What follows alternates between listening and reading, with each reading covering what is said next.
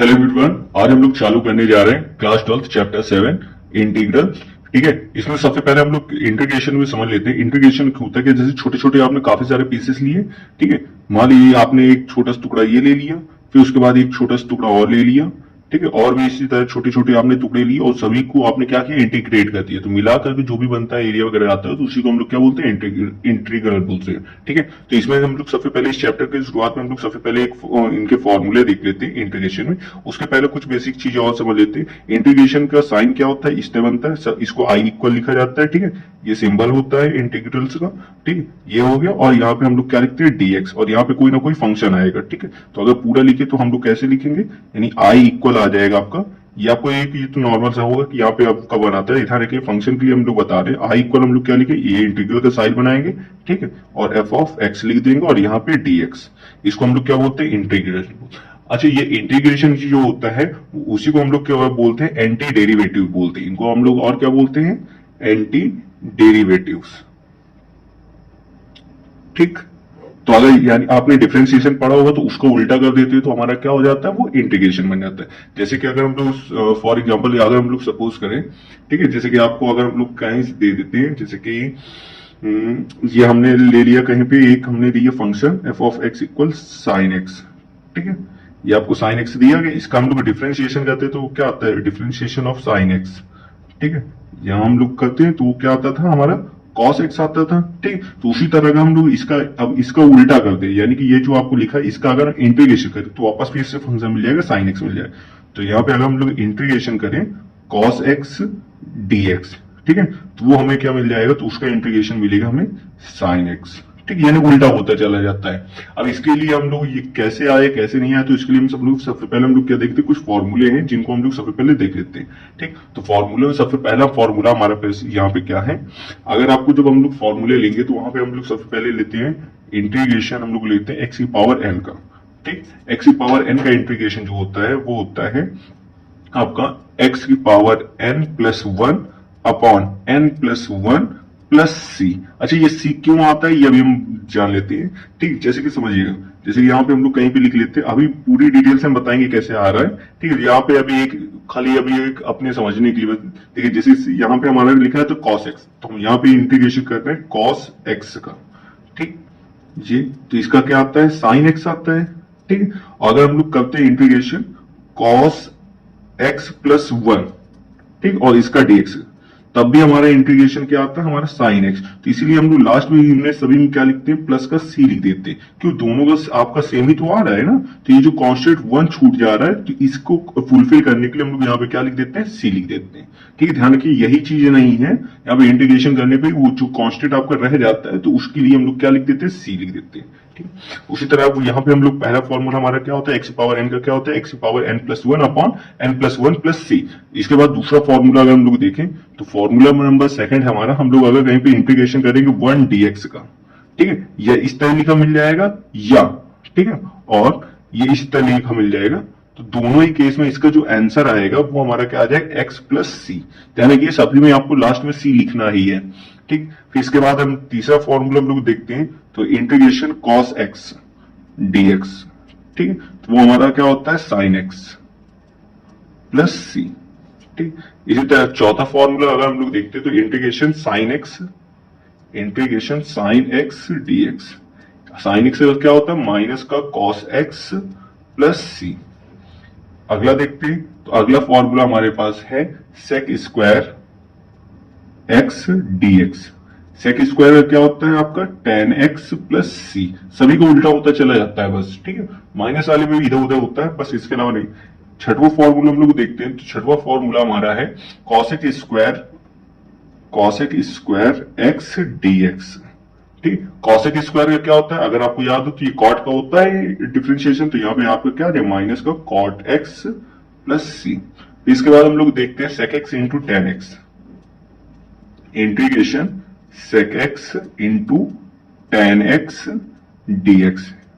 ठीक है, तो अच्छा अगर आपको याद हो तो sec x into tan x किसका होता है, वो होता है sec x का, तो यहाँ पे उल्टा करने पे क्या आ जाएगा आपका, sec x प्लस सी।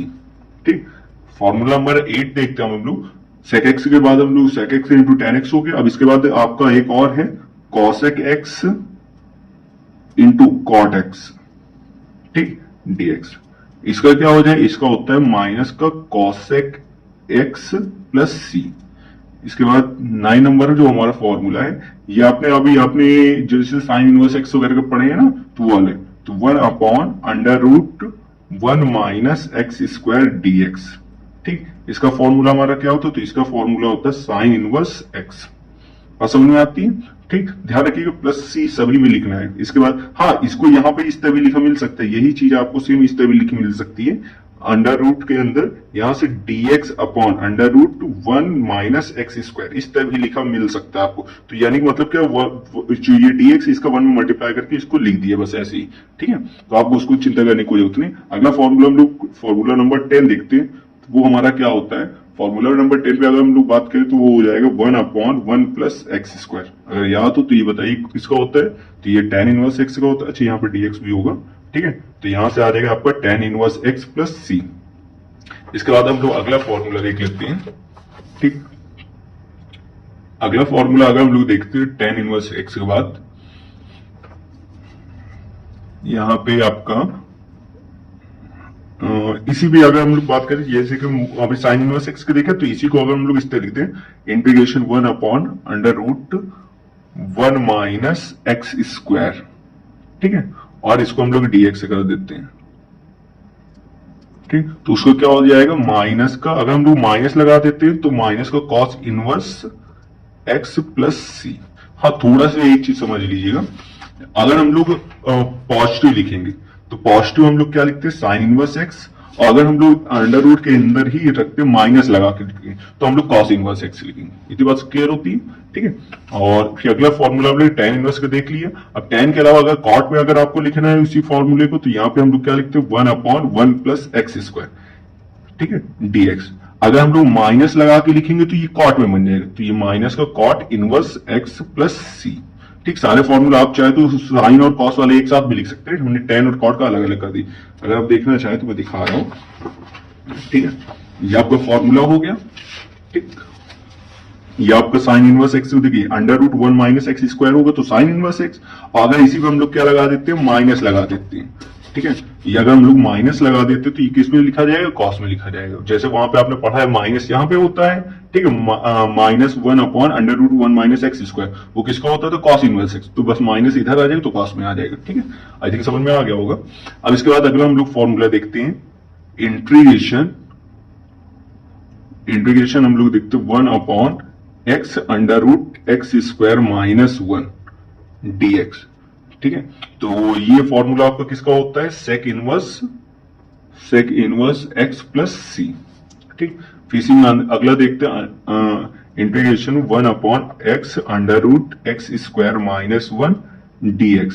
ये फॉर्मूला आपका किसका होता है, तो ये माइनस का कॉसेक इनवर्स एक्स प्लस सी, ठीक। फिर इसके बाद अगला फॉर्मूला हम लोग देख लेते हैं, इंटीग्रेशन e की पावर x dx। ये किसका होता है, ये होता है e की पावर x प्लस सी का। सारे फॉर्मूले आप नोट डाउन कर लीजिएगा। इंटीग्रेशन 1/x dx, अच्छा 1/x किसका होता है, log x का, तो यहाँ पे क्या आ जाएगा आपका log x प्लस सी, ठीक है। फिर इसके बाद एक और इंपॉर्टेंट फॉर्मूला है, ठीक है, a रेस टू x यानी a की पावर x dx। इसका क्या होता है, तो इसका होता है a की power x upon log a base e, ठीक है, प्लस सी। ये सारे फॉर्मूले हो गए। हाँ, अब इसी में कुछ हम लोग प्रॉपर्टीज देख लेते हैं, इंटीग्रेशन की ही है, ठीक है। जैसे कि अगर कहीं भी मान लीजिए आपको लिखा मिल जाता है इंटीग्रेशन पे, इंटीग्रेशन के एफ ऑफ एक्स dx, यानी कि अगर इंटीग्रेशन, जैसे हम लोग डिफरेंशिएशन में पढ़ते थे ना, कि डिफरेंशिएशन जैसे कोई भी कांस्टेंट होता है वो बाहर आता है, सेम उसी तरह वही प्रॉपर्टी हम लोग इंटीग्रेशन में भी यूज करते हैं। इंटीग्रेशन में भी क्या होता है, अगर कोई नंबर कांस्टेंट है तो वो क्या होता है, बाहर आ जाता है, यानी कि उसको हम लोग क्या लिख सकते हैं, कांस्टेंट को बाहर कर देंगे और यहाँ पे क्या आ जाएगा, एफ ऑफ एक्स dx, उसको हम लोग इंटीग्रेशन कर लेते हैं। हाँ, इंटीग्रेशन में भी आप प्लस माइनस वाले में सेम वही फॉर्मूला रूल होता है। जैसे कि अगर हम लोग कहीं पे इंटीग्रेशन कर रहे हैं, f1x प्लस माइनस, यानी कि यह प्लस हो चाहे माइनस, f2x प्लस माइनस आपका f3x एंड सो ऑन, इस तरह करके आपको दिया हो मान लीजिए dx, ठीक है। तो इसको आप अलग अलग लिख सकते हैं, तो यानी इसको हम लोग लिख के आ सकते हैं, इंटीग्रेशन f1x प्लस और यहाँ पे dx, इसको अलग कर दीजिए, यानी कि ये जो पूरे का आएगा, ठीक है, उसमें आप पहले का अलग कर दीजिए, दूसरे को अलग करके, तीसरे को अलग करके इस तरह लिख सकते हैं। यानी कि यहाँ पे आपका क्या हो गया, f1x dx, इसी को हम लोग लिख रहे हैं f2x dx, यानी हमने इसका अलग कर दिया, प्लस प्लस माइनस ध्यान रखिए यहाँ दोनों होगा, सॉरी मैंने गलती से छोड़ दिया। अब यहाँ पे आपका तीसरा क्या हो जाएगा, ये हो जाएगा f3x dx। ठीक, इस तरह का तो और जो भी आएंगे उसको आप क्या कर सकते हैं, अलग कर सकते हैं। इतनी बात समझ में आ गई। अब हम लोग चलिए चालू करते हैं इसी के आगे की एक्सरसाइज। तो चलिए एक्सरसाइज 7.1 का हमारा पहला क्वेश्चन हम लोग देखते हैं। अगर हम लोग देखें तो पहला क्वेश्चन कह रहे हैं फाइंड द एंटी डेरिवेटिव या इंटीग्रल हमें फाइंड करना है। ठीक है, तो जैसे पहला क्वेश्चन है, पहला क्वेश्चन आपका क्या है, साइन 2x, इसका हमें क्या फाइंड करना है, इंटीग्रल फाइंड करना है। तो इंटीग्रेशन करने के लिए हम लोग क्या करेंगे, यहाँ पे इंटीग्रेशन का साइन कर देंगे और यहाँ पे क्या लगा देंगे, dx। अच्छा एक चीज ध्यान रखिए कि जब भी आपने फॉर्मूला आपने पढ़ा था, जैसे अगर हम लोग फॉर्मूला देखें तो वहां पे हमने फॉर्मूला क्या पढ़ा था, साइन x का हमने क्या पढ़ा था, cos x पढ़ा था। ठीक है, साइन x का हमने क्या पढ़ा था, सॉरी माइनस cos x। ठीक है, तो अगर x के साथ कुछ भी लिखा होता तो उसको हम लोग क्या करेंगे, डिनोमिनेटर में लिख देंगे। तो अगर हम लोग लिखना चाहे तो यहाँ पे समझ लीजिए फॉर्मूला हम लोग क्या लिखे, अगर कहीं पे लिखा हुआ मिल जाए साइन ax और इसका इंटीग्रेशन आप फाइंड कर रहे हैं। ठीक है, तो इसका इंटीग्रेशन साइन का क्या होता है, साइन का होता है माइनस का cos x, x की जगह जो भी लिखा सेम उसी तरह लिख देना है। ठीक है, और जो भी x के साथ आएगा कॉफिशिएंट, ठीक है, या मल्टीप्लाई में बोल दीजिए, तो उसको हम लोग क्या करें, कांस्टेंट को उसको नीचे की तरफ लिख देंगे, डिनोमिनेटर में लिख देंगे, और प्लस c। तो इस तरह हमारे ये क्या होता है, कंप्लीट हो जाएगा। आई थिंक बात समझ में आ गई होगी। चलिए तो उसी का हम लोग पहला क्वेश्चन देखते हैं। तो पहला क्वेश्चन पे हमारा क्या दिया था, पहले क्वेश्चन हमारा जो दिया गया है, कह रहे कि ये है साइन 2x, इसका dx निकाल। तो आपको करना क्या है, आपको ज्यादा कुछ नहीं करना है। साइन x का क्या होता है, minus cos x।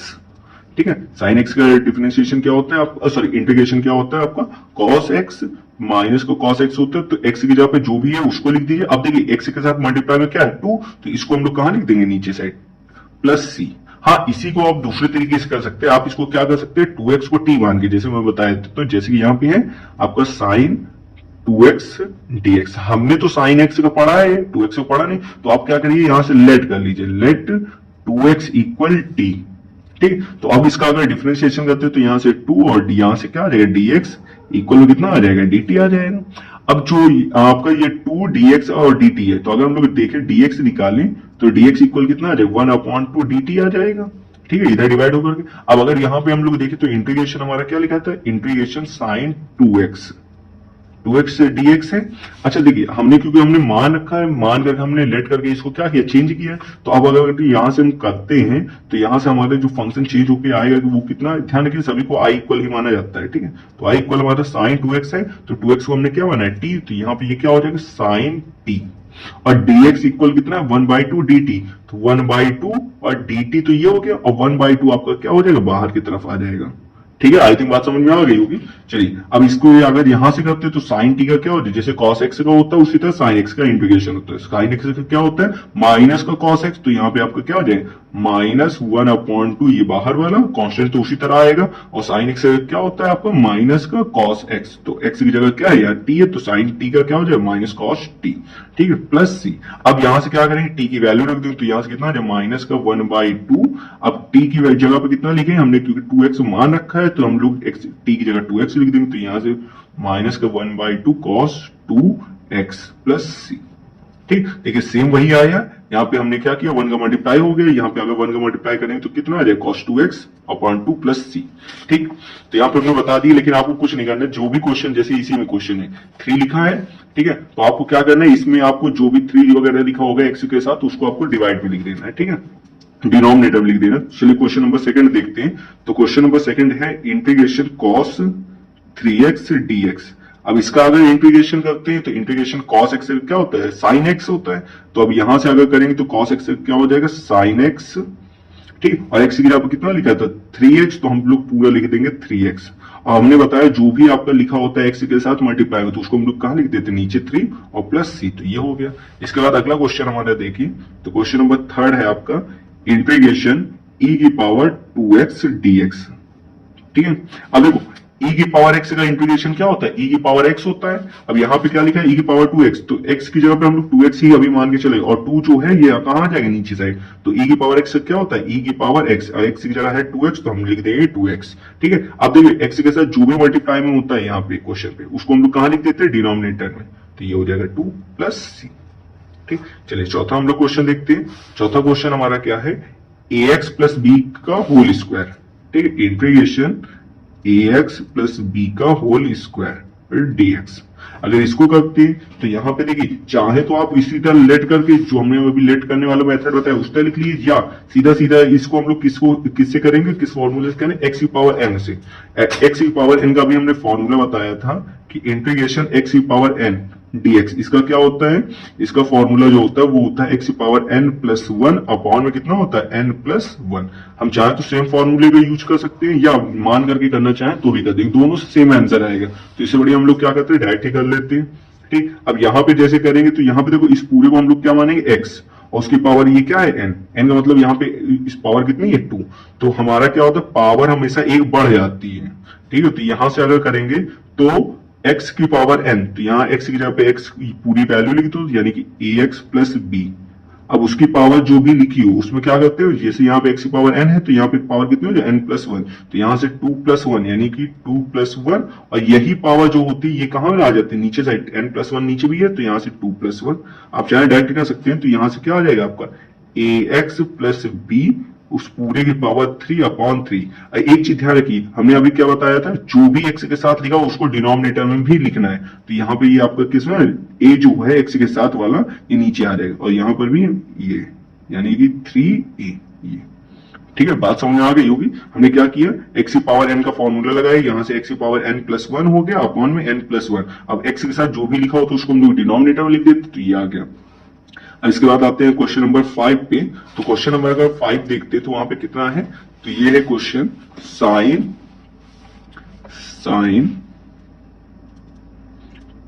2x minus 4 e raise to 3x, और इस पूरे को हमें क्या करना है, इंटीग्रेशन करना है। ठीक है, इंटीग्रेशन dx। अब चलिए कैसे करते हैं देखते हैं।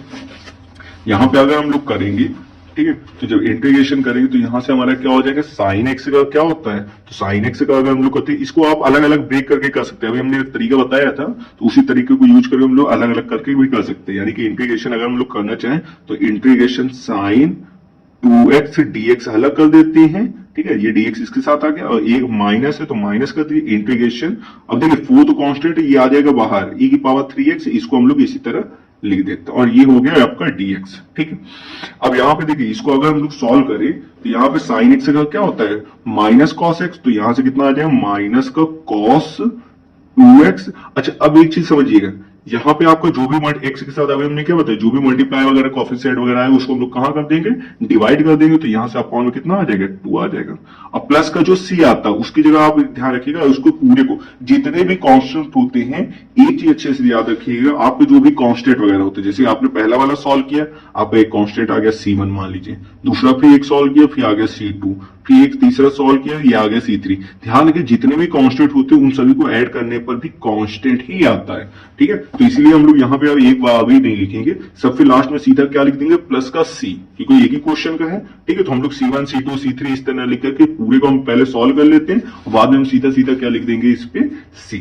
जैसे हमने साइन 2x को हमने सॉल्व किया, तो साइन 2x क्या होगा, minus cos 2x upon 2 minus, अब ये माइनस ये 4 ये आ गया, e की पावर x क्या होता है, e की पावर x, तो हमने यही लिख दिया। अब जब हमने क्या होता है, x के साथ जो भी मल्टीप्लाई में होता है वो कहाँ आ जाता है, डिवाइड में, तो ये आ गया 3। ठीक है, और प्लस का पूरे का हमने क्या लिख दिया c, और ये आपका हो गया।